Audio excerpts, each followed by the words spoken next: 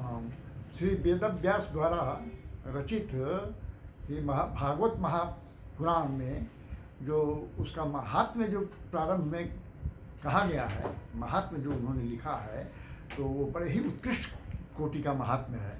और इतनी बड़ी, इतनी सुंदर रचना के लिए उसका महात्म्य का अंश भी उतना ही उत्तम कोटि का बनाया गया है। तो अभी मैं जो इसके एक महात्म्य, वैसे तो कई महात्म्य में कई कहानियाँ दी गई हैं महात्म्य की, लेकिन एक जो मुख्य महात्म्य है उसकी कहानी मैं आपको बता रहा हूँ। ये श्रीमद् भागवत में कहा गया है कि नर्मदा नदी के किनारे एक किसी गांव में वो आत्मदेव नाम के कोई ब्राह्मण रहते थे। ये ब्राह्मण थे तो बड़े ही विद्वान, वेद उपनिषदों का काफ़ी उनको ज्ञान था, और धर्म प्रवास बोल भी सकते थे, बोलते भी थे। लेकिन उनमें एक कमी ये थी कि बहुत निर्धन थे, गरीब थे। धन उनके पास बिल्कुल नहीं था और गरीबी में जी रहे थे, तो इससे उनको बहुत कष्ट होता था और चाहते थे कहीं से धन उनकी प्राप्ति हो जाए तो अच्छा है। ऐसे ही में एक बार ऐसा हुआ कि एक संत जो है ना, उनके दरवाजे घर से गुजरे। संत ने देखा तो वहाँ दरवाजा तो वहाँ पर वो रुक गए और आत्मदेव ने उनका बड़ा सम्मान किया। और आत्मदेव ने जो उनका सम्मान और पूजा वूजा उनकी की तो वो बड़े प्रसन्न हुए। और प्रसन्न होने के बाद उन्होंने एक उसको कहा कि मुझे संतान की प्राप्ति कराई, मुझे संतान नहीं है, तुम्हारी संतान है। तो संत ने कहा कि भाई संतान तो आपको हमने देख लिया, कल रात देखा, आपका हाथ भी मैं देख रहा हूँ, लेकिन आपकी संतान का वियोग नहीं है, कभी भी आप उसको कोई संतान नहीं होगी।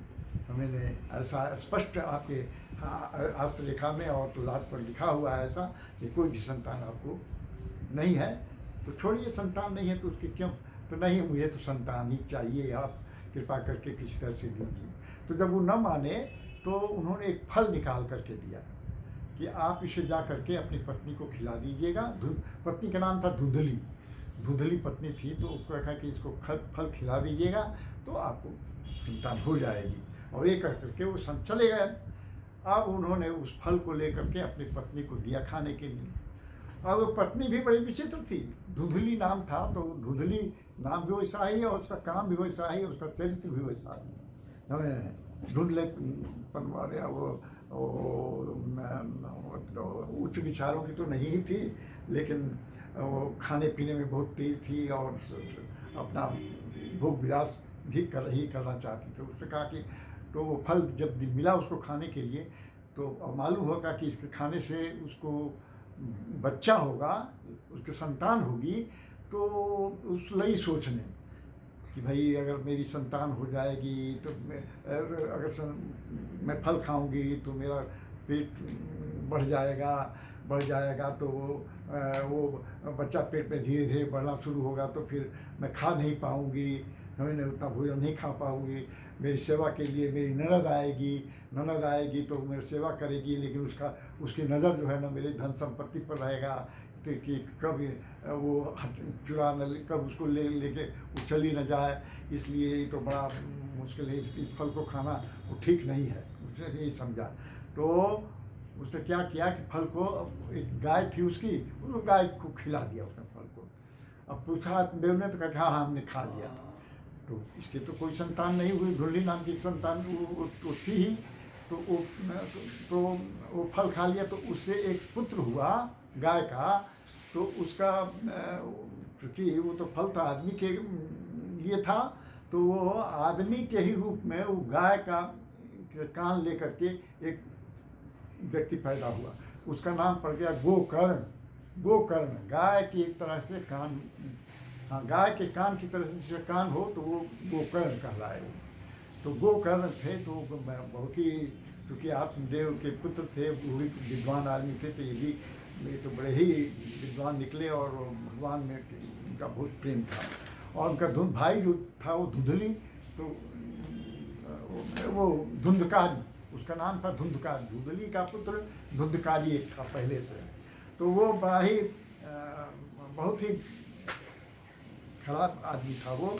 तो मैंने वो जुआ खेलना, शराब पीना, चोरी करना, वेश्यावृत्ति करना, ये उसका काम था। समझे? और ये इसके लिए वो धन की चोरी करता था, जहाँ तहाँ से चोरी करके ले आता था और उन लोगों को देता था वेश्याओं को, और उनके साथ सुख भोगता था। तो एक बात की बात है कि सब वेश्याएँ जो थी वो उसकी प्रेमिकाएँ तो नहीं थी, लेकिन हाँ वो किस तरह से वो उनका धन छीनने के, धन हड़पने के लिए वो सब उनको संतोष देती थी उस धुंधकारी को। तो वो क्या किया उन्होंने कि ये तो चोरी करता है, तो इतना चोरी करके हम लोगों को धन देता है, तो कभी न कभी ये जो है ना तो पकड़ा जाएगा, और पकड़ा जाएगा तो राजा इसको जेल दे देगा, और उसके साथ साथ हम लोग को भी जेल दे देगा, क्योंकि हम लोग भी इसमें इन्वॉल्व हैं। तो इसलिए क्यों नहीं इसको हम लोग मार डालें।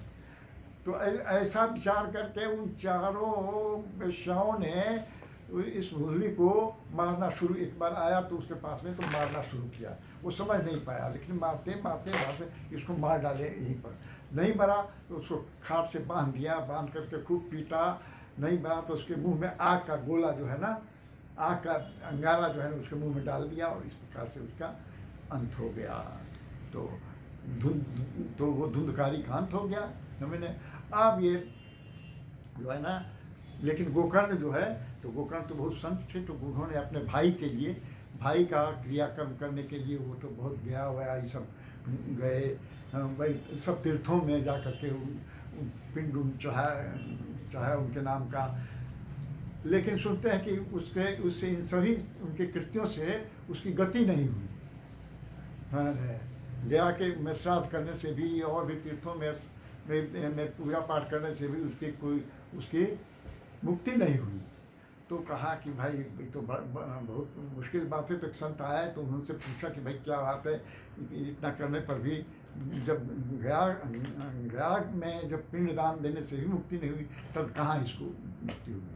तब उन्होंने बताया कि नहीं, इसको भागवत महापुराण की कथा सुनाई जाए तो इससे मुक्ति हो जाएगी।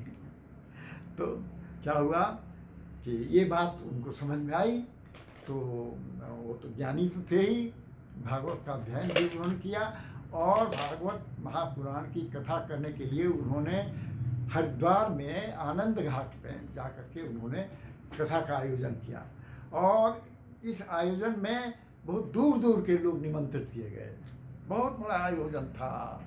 हमें निमंत्रण बांटे गए चारों ओर से, बहुत बड़ा मंच बना समझने, और बहुत संत लोग भी बहुत सारे आए, इकट्ठे हुए, और वहाँ पर श्री गोकर्ण जी ने श्रीमद् भागवत की कथा सुनाई। तो क्या हुआ, तो धुंधकारी जो था तो वो भी सुनने के लिए, उसको मुक्ति लेनी थी। तो क्या हुआ कि एक सूखे बांस के टुकड़े में वो जाके वो घुस गया। उस बांस में 7 गांठें थी। तो एक एक दिन की कथा होती थी, और एक गांठ उसका फट जाता था। गोकर्ण जी एक दिन की कथा कहते थे, तो एक दिन की कथा कहने के बाद एक गांठ उसकी फट जाती थी। इसी तरह से दूसरे दिन की कथा कहने के बाद दूसरी गांठ फट जाती थी। फिर तीसरे दिन की कथा कहने पर तीसरी गांठ फटी, चौथे दिन की कथा कहने पर चौथी गांठ फटी। इस तरह से 7वें दिन की जब कथा समाप्त हुई तो 7 गांठें फट गई, और वो जो धुंधकारी जो है ना उस अपने बांस के गांठ से, उसके बंधन से वो मुक्त हो गया, निकल गया। तो देखा क्या कि भाई उसका तो जब निकला तो एक विमान आया, स्वर्ग से विमान आया, और उस विमान पर सवार होकर के वो सीधे वैकुंठ चला गया। तो कहा, तो अन्य संतों ने कहा कि भाई सुना, कथा तो हमने भी सुनी, जैसे उस धुंधकारी ने कथा सुनी वैसे कथा तो हमने भी सुनी, लेकिन हमारे लिए तो कुछ विमान वगैरह नहीं आया, उसके लिए विमान क्यों नहीं आया। तब गोकर्ण जी ने बताया कि नहीं, कथा तो आपने भी ध्यान से सुनी और उसने भी सुनी, लेकिन उसकी आत्मा जितनी कथा में रमी वैसी आत्मा आप लोगों की नहीं रमी, समझने, इसीलिए आप लोगों के लिए विमान नहीं आया है। तो कहा कि नहीं, तो हम लोग भी वैसे एक बार आप फिर कथा सुनाइए, हम लोग भी तो वैसे ही सुनेंगे, हम लोग के लिए भी विमान मंगवाइए। तो फिर से उन्होंने कथा कही भागवत की, और सब लोगों ने बड़े ध्यान से मग्न होकर के वो कथा सुनी भागवत की। और तब उसके बाद अंत में प्रसन्न होकर के भगवान ने एक एक सभी जितने थे लोग, श्रोता लोग, संत महात्मा लोग, सुनने श्रोता लोग, उनके लिए एक एक विमान आया, सब स्वर्ग हो गए। तो एक ऐसी कथा एक आती है। तो वो तो ऐसे थे वो गोकर्ण जी, जिन्होंने अपने भाई के को मुक्ति दिलाने के लिए इतना बड़ा काम किया। और वो तो तब तो वो तो मुक्त हो ही गया अंधकारी। तो ये भागवत के महात्म्य में ये कथा आती है। और इसका पारायण लोग करते हैं। इसके करने से सुनते हैं कि आपकी मनोकामना भी पूरी होती है सबकी। तो इसके बाद उन्होंने 7 दिन, एक सप्ताह का भागवत कथा का के कहने का, भागवत कथा सुनाने का एक कार्यक्रम बनाया। तो सप्ताह विधि उसको बोलते हैं। तो सप्ताह विधि की कथा उन्होंने प्रारंभ की, और इसी प्रकार से वो अपना जीवन उन्होंने श्रीमद् भागवत की कथा, भगवान की कथा कहने में उन्होंने बिताई, और वो स्वर्ग लोक को हो गए। तो ये भागवत के महात्म्य में ये कथा आती है।